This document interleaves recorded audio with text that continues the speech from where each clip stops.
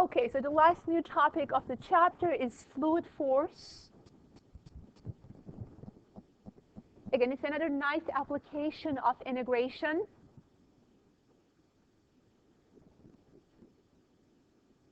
Now, there are two types of problems that we're going to deal with.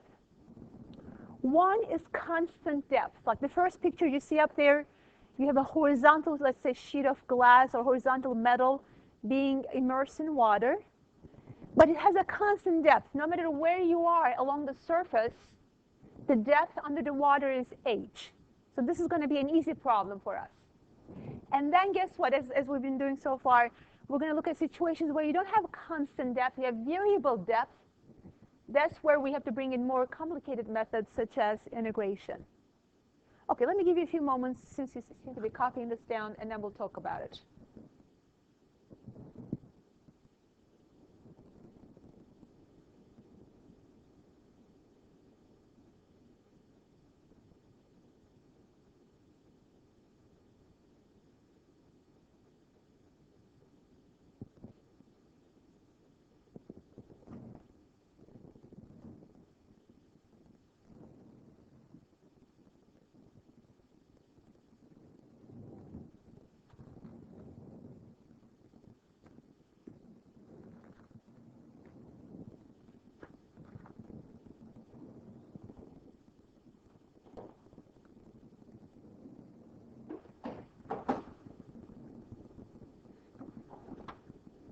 Okay, so here we have a horizontal plate immersed in water. It has constant depth.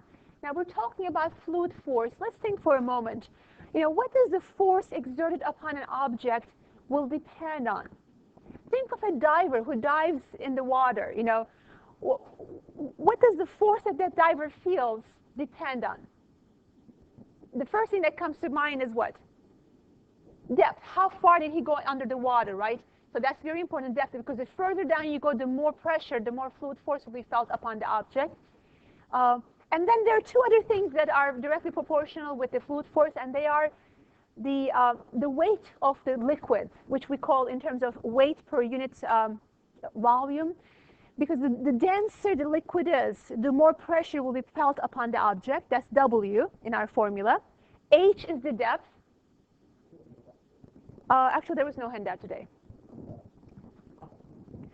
And also the third quantity that fluid force varies directly with is the area. The larger the surface area, the more pressure will be felt, the more fluid force will be felt upon that object. So that's why fluid forces has a very simple equation.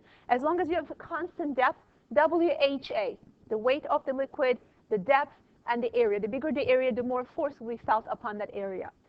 So let's take a look at the simple example. This one happens to be one from your textbook. If you like this one, just look at it. Don't even worry about writing this. This is directly from your textbook. I believe example number 1. It says, what is the fluid force on the bottom of this container? Or it's like a hypothetical container. You have basically a flat sheet of metal on the bottom here that it has a depth of 6 feet.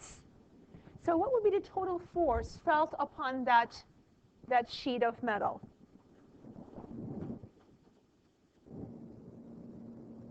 We just learned fluid force for constant depth is WHA, right? We're trying to find now the force on the bottom, which is right here. Okay. We're assuming this is in water, so what is the weight of water? 62.4, as always. Okay, how about the depth? No matter where you are, the depth is 6 feet, right? And how about the area of the sheets? 12, 4 times 3, or 12. This is the area. So let's just multiply all these numbers together and see what the fluid force will be on that sheet. Okay, let me know what you're getting.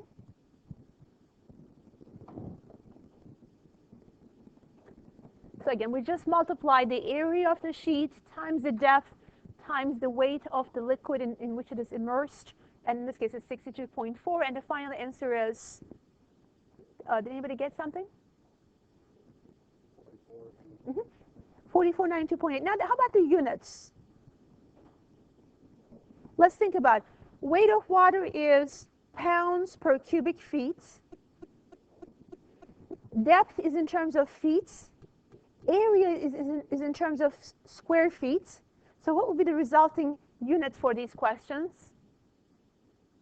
But on top you have cubic feet, on the bottom you have cubic feet, so you're going to be left with just pounds. So the answer is going to be in terms of pounds, and the units of force usually we're going to use in this system is going to be pounds.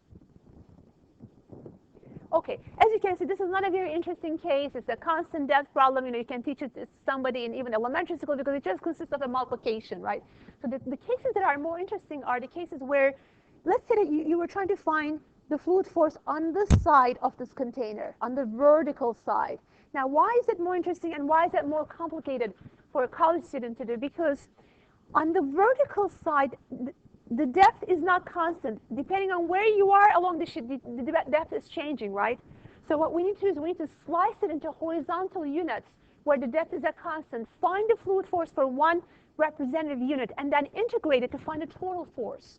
So then it becomes more complicated to find the work, or rather the fluid force, when you're dealing with a vertical plate, and that's our next situation here, fluid force on a vertical plate. So in this particular case, I have a triangular vertical plate immersed in water. Let's say that the depth of water is at the level y is equal to d. The question is, what would be the total fluid force exerted upon this triangular plate? What would be the total fluid force?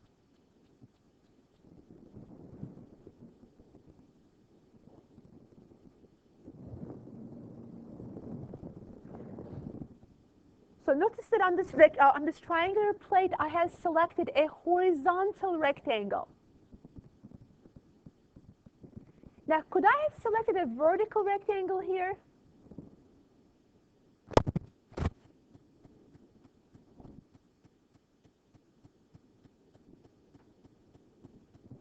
Now remember, we're trying to make the problem easier by slicing it in a certain direction. By slicing it with a horizontal rectangle, I'm assuming that everywhere along this rectangle, that this rectangle is so thin that it's going to be a constant depth problem. And constant depth problems are really easy because it's just a multiplication, WHA. Okay? Now if I pick a vertical rectangle, could I use that simple WHA formula for a vertical rectangle? Would this have a constant depth? No, over here there's going to be more pressure, here less pressure, the further up you go, right? So you couldn't really slice this problem with vertical rectangles because it doesn't help you with the problem at all. To get the problem into an easier question, we slice it with horizontal rectangles where we assume depth is constant there. So now just for that thin rectangle, what is the fluid force, which I call delta FF, delta fluid force, meaning fluid force on the thin representative unit. So we just know the formula is WHA.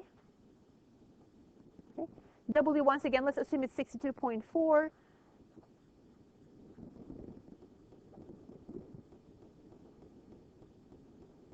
Okay, H is the depth. What really matters is how much water is above that rectangle. Think of a diver. It doesn't matter how much water is below the diver. What matters is how much water is above the diver that's exerting that pressure. So in this case, how can I represent the depth here as a quantity in terms of y? The depth would be this distance from here to here, right? How much water is above the rectangle. If that line is y equals to d, where d is a constant, how would you represent that depth? D minus y, right? So this distance will be d minus y. Very good. Okay, so that is my depth. That's for H.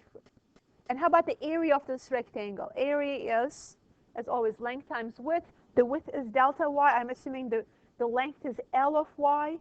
Again, that will come depending on what the problem is. So I'll just say L of y, the length of the rectangle, times the thickness, dy or delta y.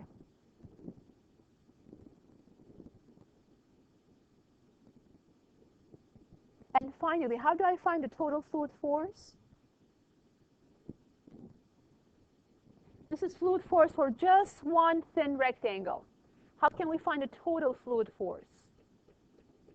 Integrate it, right? Basically, first you add n of them, and you take the limit as n goes to infinity, and that becomes the integral. Basically, we've done it many times in this chapter, so this will be 62.4 times, again, that's assuming it is water, the integral of d minus y times the length of the rectangle in terms of y times dy. And how about limits of integration?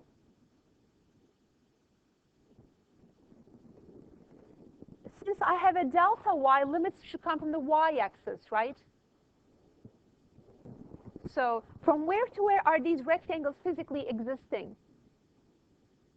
From the point y equals to a to the point y equals to b, correct? On the y-axis, those are the limits of our region in the y direction. So that means we're going to go from a to b to find the fluid force. Okay, so on the test, I will only give you this formula, WHA. So depending on the problem, I expect you to go from there, to set up your integral.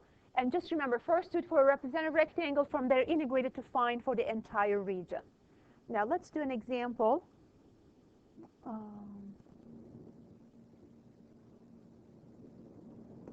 Okay.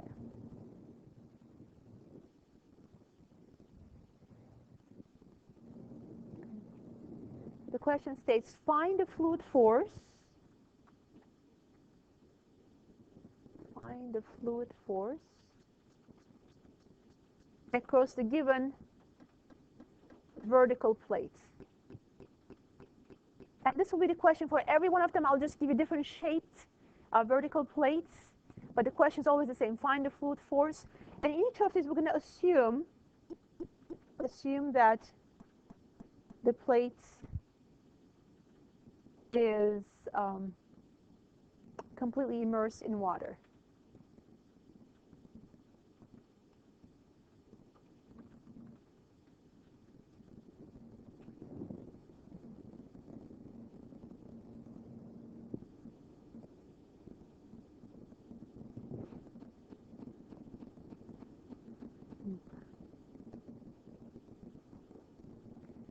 Okay, so here's the shape. The first one is going to be a triangular plate.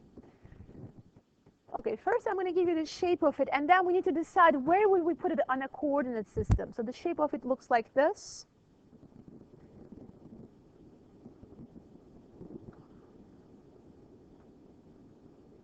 Excuse me, what happened there? Let's try it again. So a triangular plate. The dimensions on the top is 2 feet, 2 feet across the top.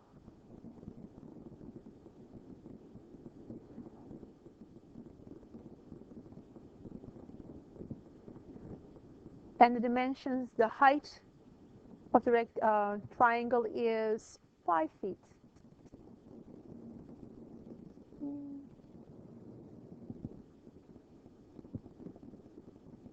Okay. 5 feet. So the first question that we face is, how would you put this on a coordinate system? Would you put it like this, maybe? Or would you put it like this? The first or the second?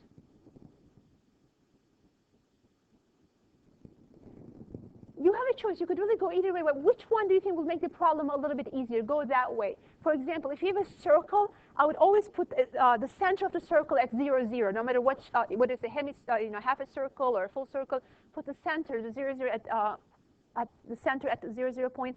In this case, it would help if you put it like this.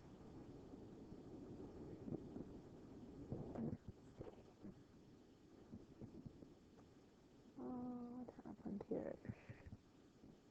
Okay, so we're going to take that shape, put it in a coordinate system, and the way I'm going to put it is as follows.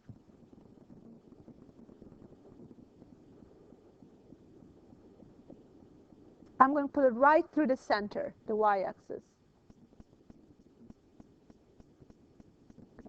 So let's assume there is symmetry there. It's supposed to be symmetrical. Okay, so let's put some coordinates now on this.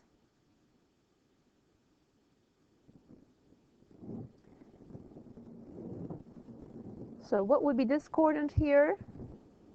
And what would be this coordinate here? Since it was 2 feet across and we're putting this right through the center, this should be 1. And on the top, that should be 5. Now, why did I put it? Why did I put it that way? Because I want to be able to use similar triangle ratios, and if I put it right there, the similar triangle ratio will be easy. Or if you prefer, you could get the equation of this line, and if that line goes to the point 0, 0, you get the easiest possible equation for the line, like y equals m times x. So that's why it's easier if you put the coordinate system right through the center for this triangle. Okay, so we know we're trying to find fluid force. And we know the formula, fluid force equals WHA. First, we're going to do it for one thin rectangle through the region. Just pick a rectangle. And we know we have to pick it this way, so it becomes a constant depth problem. The thickness is delta y. Okay, so let's write down what is the fluid force on this thin rectangle. W is always the same, 62.4. Okay, what will the H be, the depth? We're assuming for all of these questions that these figures are right, completely immersed in water.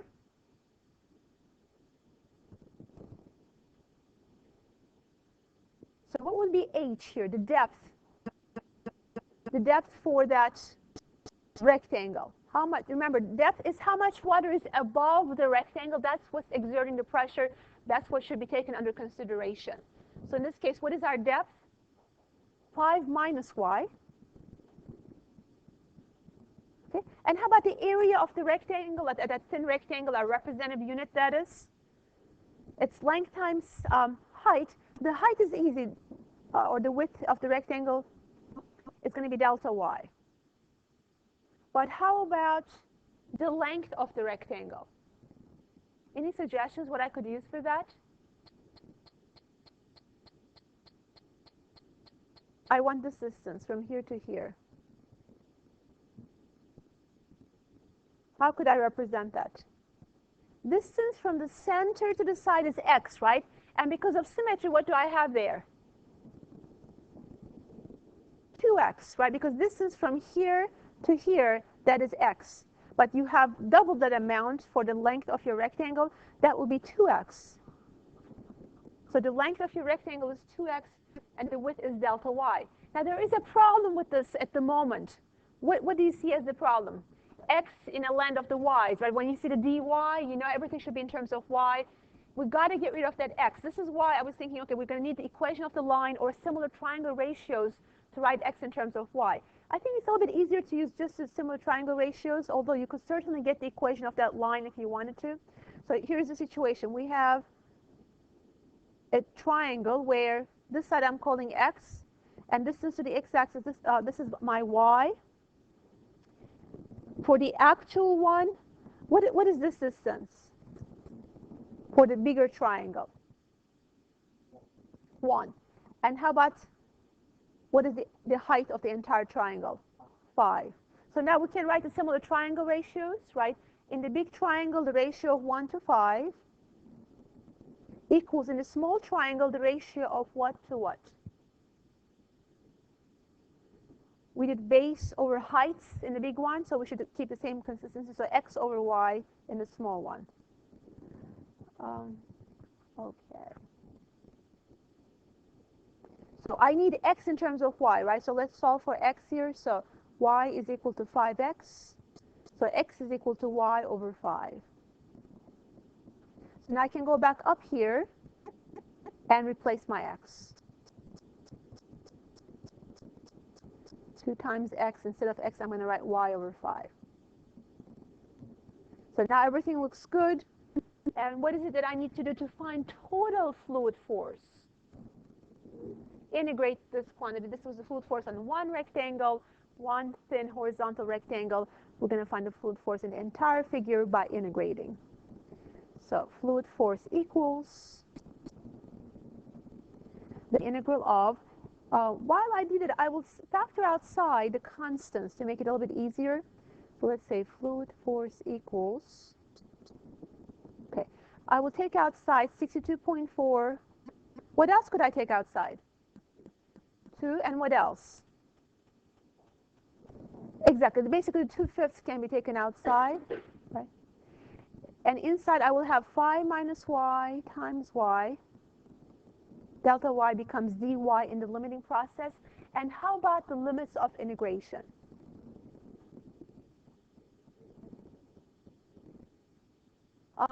Let's look at the rectangles. From where to where are these rectangles going to vary? From where to where? Remember, the thickness is delta y, so think in terms of the y values. Exactly, Grace, it should go from 0 to 5 because we have a dy, the rectangles, again, are going along the y-axis anywhere from y equals 0 to y equals 5. That's where the rectangles are located. And the rest should be pretty easy, right? So let's go ahead and finish this integral now. First, I'm going to multiply the y. I just simplify the constant a little bit. Okay, this is the integral of phi y minus y squared dy. Now let's integrate it.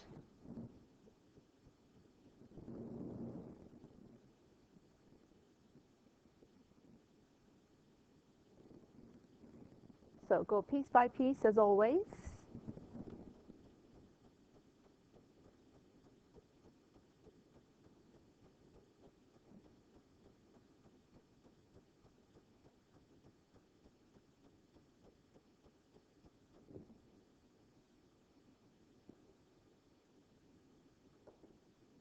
Again, minus 0, so the 0 doesn't contribute anything. And again, at this point, you could go to the calculator, but I could also get common denominators if I need to. I could multiply this by 3 over 3 and this one by 2 over 2. And if I do that, again, I notice on the top I have 3 times 125 minus 2 times 125. That's 1 times 125 over the common denominator of 6. Again, simplify it any way you're comfortable with, or use a calculator if you need to. And let's see what the final answer is coming out to be there.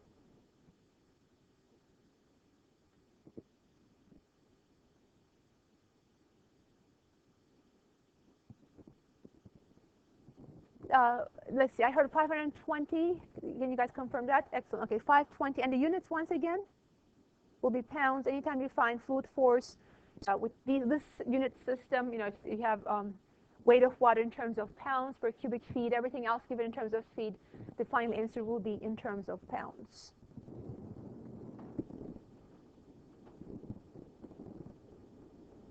Okay. All right, let's take a look at another type of problem. Again, we're still going to find fluid force across a vertical plate.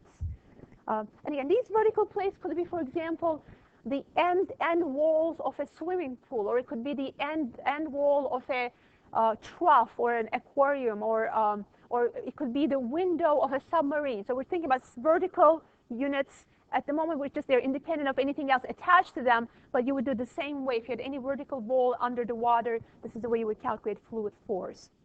Okay, let's do a circular plate next. It's going to be a semicircular plate. So same question. Okay, I want to go back. Let's see, where was my example? I think right there. Okay, so I'm going to copy the same problem, and you can assume it's the same exact problem throughout this section. It's just the shape will be different.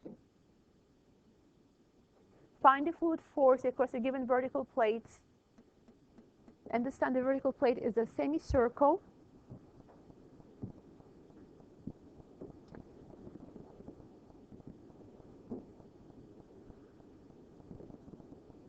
One where the circular side is on the bottom and the flat side is on the top. So, you know, this could be, for example, the end point of a container full of water. So you're trying to find, at the end of that container, how much force is being exerted.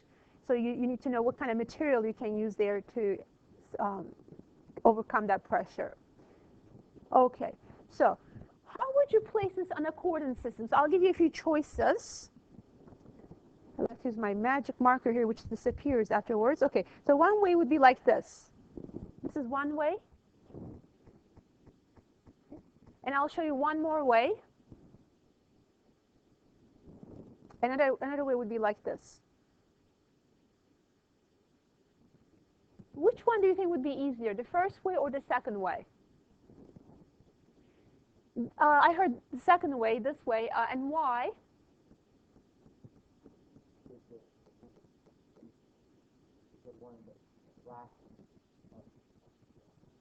Because the flat end touches the axis. In other words, the center of your semicircle is being placed at 0, 0. Because think about it, if you have a circle like this, say the radius of the circle is 1 unit, let's say, just for the sake of the example. What is the equation of the circle? Is it x squared plus y squared equal to 1 if I place it like this? No, because this has been shifted up. The center is no longer at 0, 0. This equation that I have in red here, that would have an equation as follows. X squared plus exactly equals to r squared, in this case 1 squared or 1. But it becomes more complicated to solve for your x variable. So that's why we usually prefer to put the center right at 0, 0. But know that it can be done. If you prefer to do it this way, it actually can be done. It's just going to be a little bit more work, okay? For some questions, actually, if you have an interest, we can do it both ways so you can see how the answer comes out to be the same. Now, I need to give you some dimensions here.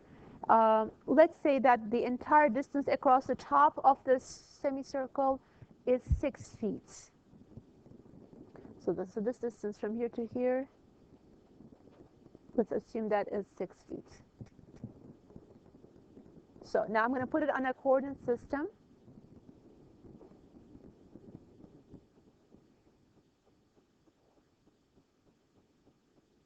Okay, and it should be flat on the top, and the 0, 0 will be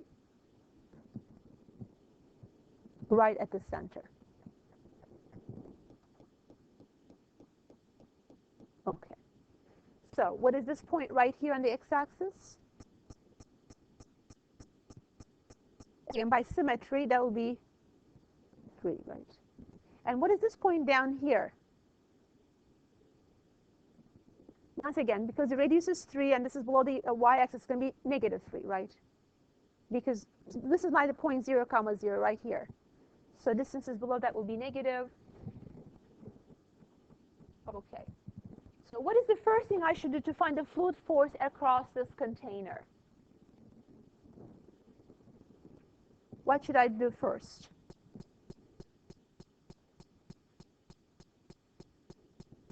If we have a difficult question, remember always to break it down into an easier question. What is an easier question here? Pick a rectangle. Find the fluid force across that rectangle, right? So let's pick a rectangle. And do I have a choice? Like, could I pick it this way or that way? Could I do either one?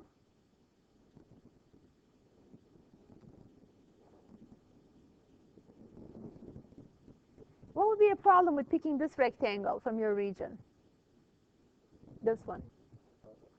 It no longer has a constant depth, right? So your simple question, which is supposed to be a simple multiplication of 3 things, WHA, you couldn't use it for that rectangle because it doesn't have a constant depth, right? So that's why we don't want a rectangle like this ever when we do fluid force problems. It should always be a horizontal rectangle. Okay, we know the thickness is delta Y. So the fluid force across that rectangle equals WHA, because we assume it's constant depth, W is 62.4. Okay, H is going to be a little bit problematic here because we're dealing with below the y-axis distances. Any thoughts what it might be? First, let's point what we're trying to find out. We're trying to find out how to represent this distance in terms of y, the depth. Now, if that had been a little bit above the x-axis, you would call that distance y, right?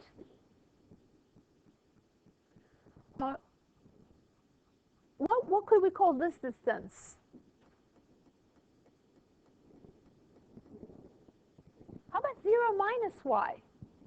As Courtney suggested, 0 minus y. In other words, negative y. Now let's check that to see if you're really comfortable with that idea. So for example, let's say that this rectangle is at the point y is equal to negative 1. What would the answer be in terms of depth? You put negative 1 in here, you would have 0 minus negative 1. the depth is 1 unit, right? And that makes sense, right? What if that rectangle was at a point y equals to -2? You would put here 0 minus -2. Yes, the depth is in the 2 units, right? So that really works. It does the trick, 0 minus y to represent that distance that we have marked here as h. Okay, and how about the area? The area of the rectangle, that's what we want because we're trying to find a fluid force across that rectangle. Length times width, right? What is the length here?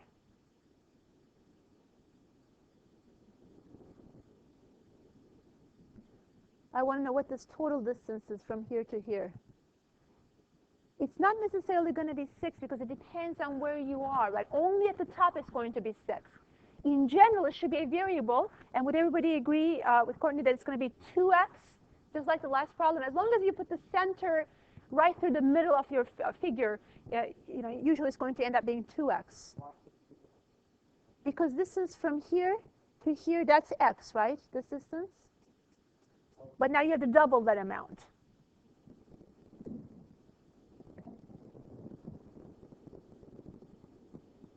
Okay, so the area of our thin rectangle is 2x times the thickness, which is delta y. All right. Exactly, that's right. We have x in the world of the y's once again, right? So we got to get rid of it. We cannot use similar triangles this time, right? So what can we use? The equation of the circle, right? Because that x is always going to be on the circle, and the equation of the circle relates the x with the y, right? So here we have x squared for the circle, x squared plus y squared is equal to what? R squared. And since r is equal to 3 units, it's 9. Okay, I need to know what x is, so I'm going to solve for x in here. X squared is 9 minus y squared, and x is, normally you could say plus or minus the square root, but I'm thinking of the positive distance, so that's why I'm going to take the positive square root here, 9 minus y squared. Okay, so we go back here and put everything in. 62.4 times negative y times 2 times x, where x is root 9 minus y squared dy, or delta y. Okay, what do I do with all this now? This is the fluid force across one thin rectangle, right? Now I must integrate to find the total fluid force. And if I do that, what will be my limits of integration?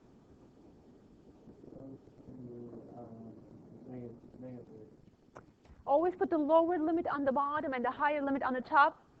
So -3 to 0, right? -3 to 0.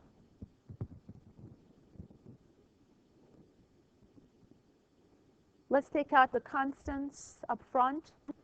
We have 2 times 62.4. Inside we have, actually, you know what? For this particular case, I'm going to keep the -2y in there because I'm going to need it for my u sub anyway. Let me take the 2. You can do it any way you prefer, but for this case, I find it helpful to leave the 2 inside the integral.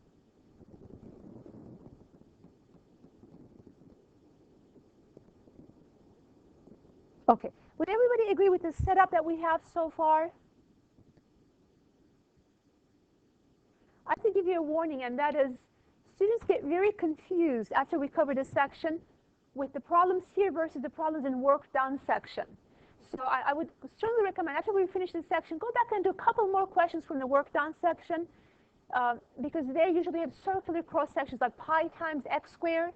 Here you usually have straight figures like 2x, not pi x squared. So it would really help if you go back and do some examples.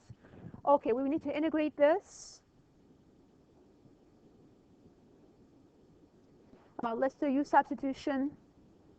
Let u be 9 minus y squared. Du is -2y dy. So already I have a -2y dy in there, right? So I'm going to replace that by du. And this whole thing becomes the square root of u du. Let me see if everybody agrees with me on that. Okay, now let's integrate.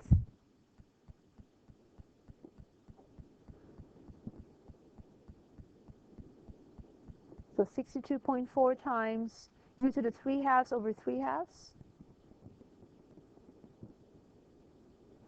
And don't plug in the limits yet, right? First bring back the u in terms of y.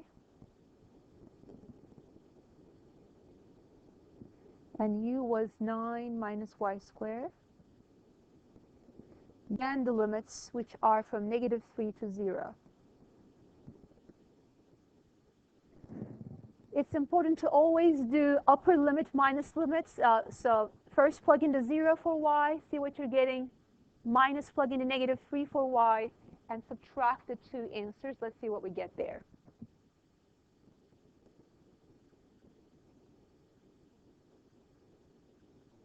Let's say if we plug in a 0 for y, I get 9 to the 3/2. That is the square root of 9 to the 3rd. What would I get if I plug in a -3 for y? Exactly, because -3 squared is 9, and you'll have 9 minus 9, which is 0. So plugging the lower limit doesn't bring anything extra.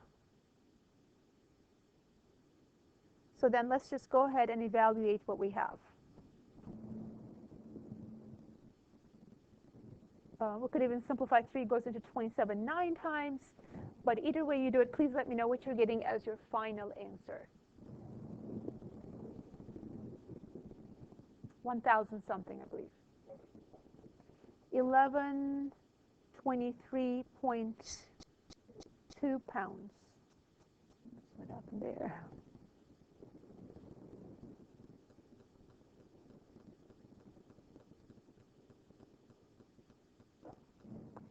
Okay, any questions about the solution? Any questions? Again, could this question be done the other way if you put the circle above the x-axis? It certainly can be done that way. The only problem is, again, you're going to end up with a possibly more difficult integral because your x is not going to be so simple. You have to use the updated equation of the circle where the center is no longer at 0, 0. Okay, I'm going to give you another example, and this time I'm going to give you a little bit of time to think about it. Okay, this next example, all I'm going to ask you is set it up.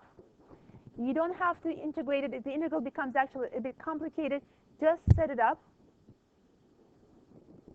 So same question as before, but only set up, don't do anything else. So this time what I have is a circle.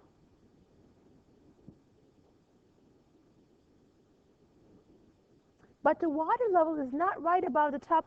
It's further up from the center. It's 10 units above the center of the circle. So let's say this is the water level over here. And from the center to there is 10 units.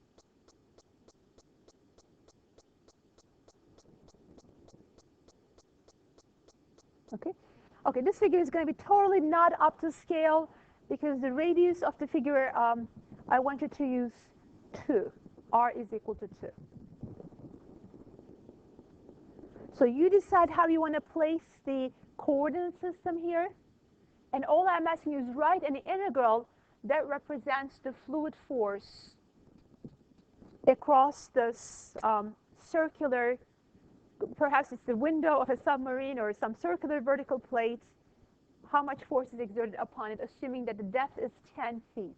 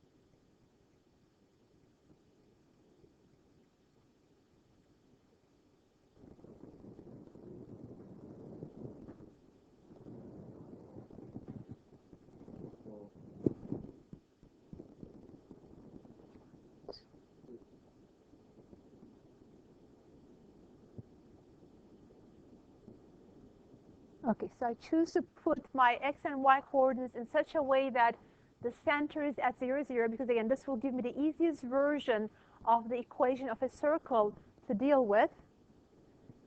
Okay, now we want to write the fluid force across one thin rectangle with thickness delta y. And what is the length of this rectangle? That part hasn't changed, right? Just like the last problem, that part is still 2x, right? Okay, so first of all, delta fluid force on that rectangle. Again, the formula is WHA. W is 62.4. Okay, basically the main part that you have to be careful about is the H part, right? Because other than that, it's a very similar question to what we did before. Okay, so now the water level is at the point, because it's from the center of the circle, you can call that point y equals 10, correct?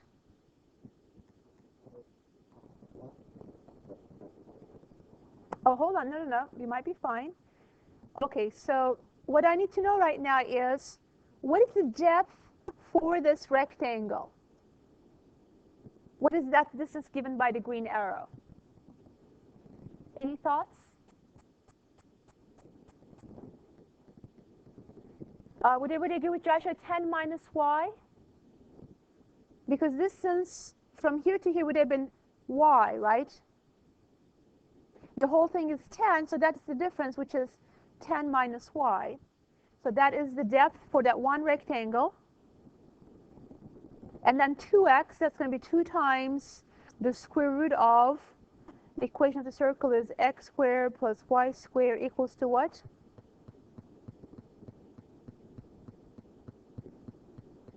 What was the radius of the circle? 2 units. So this point is 2.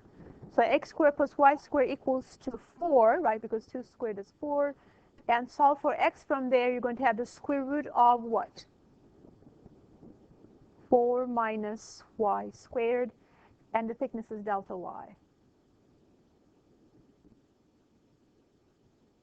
Now you see why I said just set it up and don't integrate, because the integral becomes quite an involved integral here, because total fluid force will simply be the integral of the above, which if you pull out the constants,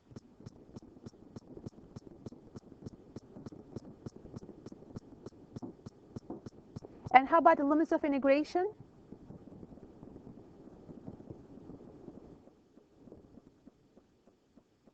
Look at the rectangles. From where to where are they extending? The rectangles are extending from where to where? This is a full circle, right? This could be again a circular window. So you want the total fluid force, and you couldn't really double things because there isn't that much symmetry, because the fluid force on the top and on the bottom, they're not necessarily going to be the same. So you couldn't double things. So what should you say then? The limits will be from where to where? What is the lowest point for a rectangle here? -2. And the highest point for a rectangle would be here, which is +2, because of the radius is 2 units, right? So in any given direction, the extreme points are going to be -2 to +2. Now, I want to take a moment to go over with you this one once again, the 10 minus y part. What if your rectangle had been selected from the region that was below the x-axis? Would 10 minus y still work?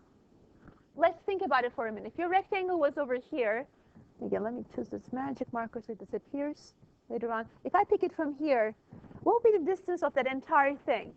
Say that's the point y equals to -1. So what would be that distance from that rectangle to the top of the figure?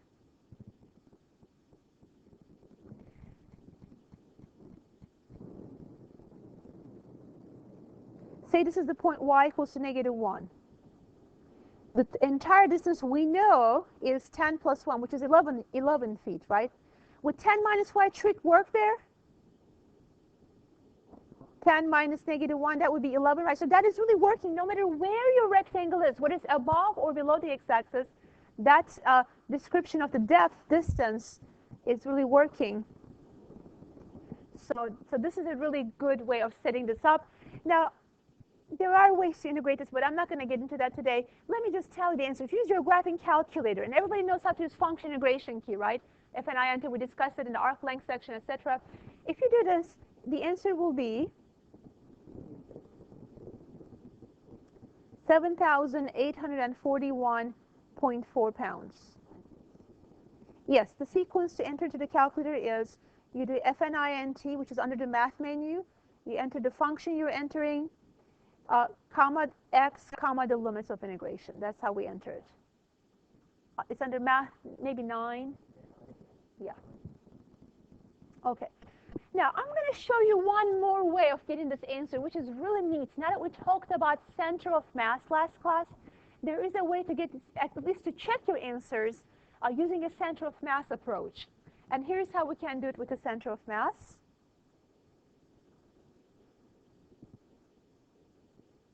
Please do that after class if you're trying to enter it on the calculator, and I'm going to be here if you have questions about how to enter it. Please try it after class. But right now, I want to give you another method of doing the same problem, because it's a really neat method to check your answers. So I'm going to call this checking. Okay. Let's look at that figure one more time. You know, the way you can use the ideal center of mass is as follows. You can say, okay, this entire circle could be assumed to be concentrated or located, this entire mass or entire area is located at the center of mass. What is the center of mass of a circle? Its center, in this case, is 0, 0, 0, right? Okay, so imagine this entire area of the circle being concentrated at 0, 0. So you have a constant depth problem, right? What is the area of this particular circle? Because we want WHA. W is 62.4. We're going to talk about H in a moment. A is the area of the circle. What is the area of the entire circle? Pi r squared, right? What is r in this case? 2 squared is 4. This is the area of the circle. We're assuming right now that this entire circle is as if it's placed at the center of mass with that area at the center of mass. What is the distance from the center of mass to the top of that liquid? In other words, the depth to the center of mass. What is that distance to the center of mass? 10, right? So all we have to do is then multiply this by 10. And let's see what we get. So this is a different approach. If you can easily find the center of mass of your region, you can assume the entire plate as if it's just existing at that point of center of mass. Then you can use the constant depth problem, which is a simple multiplication of 3 quantities. So let's just do 62.4 times 10. Of course, that was easy. Times 4 pi. Did we get the same exact answer? 7,841.4. So that's a really neat way of checking the answer, but the only way you can apply that is if there's an easy center of mass. For example, what if this had been a semicircular plate, something like this? Do we know an easy way of finding a center of mass of a semicircular plate? There is no easy way for that one. I mean, there could be formulas that engineers use over and over because they have generalized it, but for our purposes, if you had to find the center of mass of the semicircular plate, you're going to spend just as much time and perhaps more than doing the problem the right way using the integration method, so it may not be worth doing it there. But if you notice that it's a very simple figure where the figure center of mass is very easily calculated, then you can use this method, if nothing else, to check your answers, okay? That question that I gave you today to think about, I want you to do it with the center of mass method to check your answers, okay? Do it the regular way, the integral way, that the water tank example I gave you earlier today, and then do it the center of mass way, because that's a full spherical tank. The center of mass will be very easy to calculate, so the work required to lift that object is going to be as if you're just lifting the center of mass of that an object of that mass.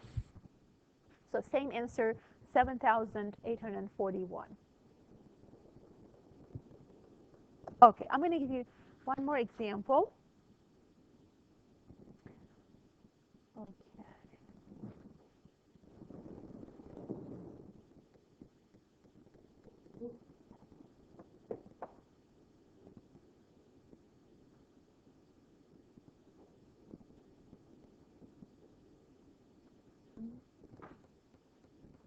going to be a triangular plate.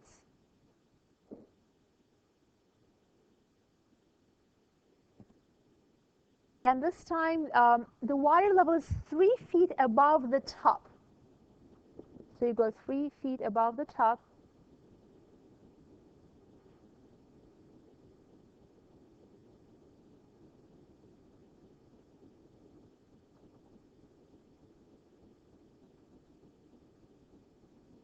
And that's where the water level is.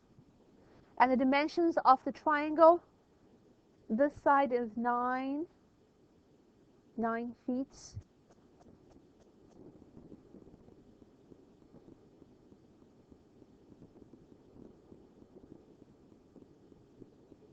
And the other side is 6 feet.